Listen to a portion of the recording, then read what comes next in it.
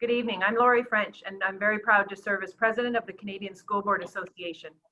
Tonight, we're honored that Mr. Irvine Carvery has agreed to chat with us on the very important topic of racism. As a seventh generation Africville born and chair of the Africville Genealogy Society, he was one of the very first students in the Dalhousie Foundation program for Indigenous and African Nova Scotia students to enter university. The list of Mr. Carvery's achievements and contributions is very long and impressive.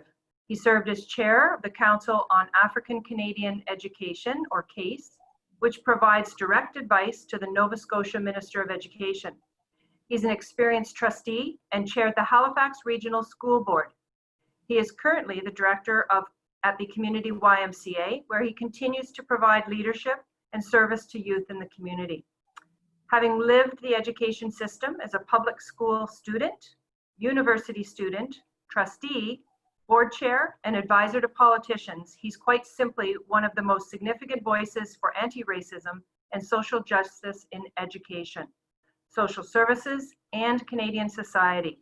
So thank you, Irvine, for agreeing to share your thoughts today and wise advice with trustees and school boards across Canada. Thank you very much, Laurie.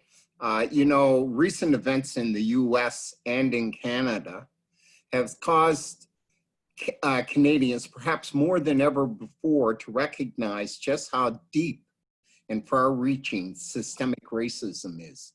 I am very pleased to help with this very important work as trustees throughout the country take action against systemic racism.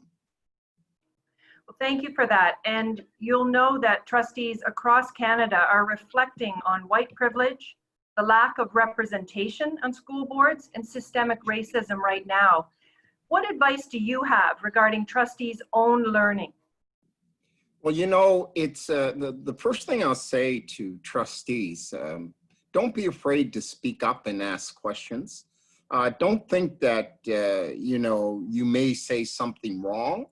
The only way we're going to learn is to make mistakes. And if the person you're talking to or the group you're speaking with usually are pretty comfortable in dealing with that, particularly I know a person of African descent, that we're quite used to that, and we're here to help. We're not here to criticize, we're not here to critique you, but where need be, we will make corrections to it's a learning process for all of us. You know, and I urge all trustees to take a look at your own life's experience. You know, where did you grow up?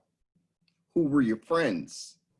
When was the first time that you had interaction with people of African descent or an Indigenous person here in Canada? You know, and I urge every board across the country to get professional development on equity and anti-Black racism.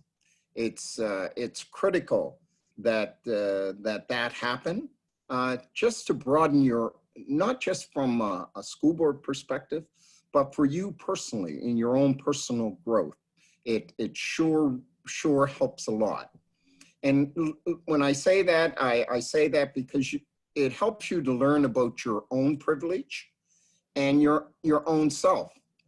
And the last thing is to make sure you have Indigenous and African Canadian voices on your board. Now, I understand that board members are elected and you have no control over that process. But if you find your board without that elected representation, that does not stop you from striking committees and invite in Indigenous people and people of African descent onto those committees to advise your board.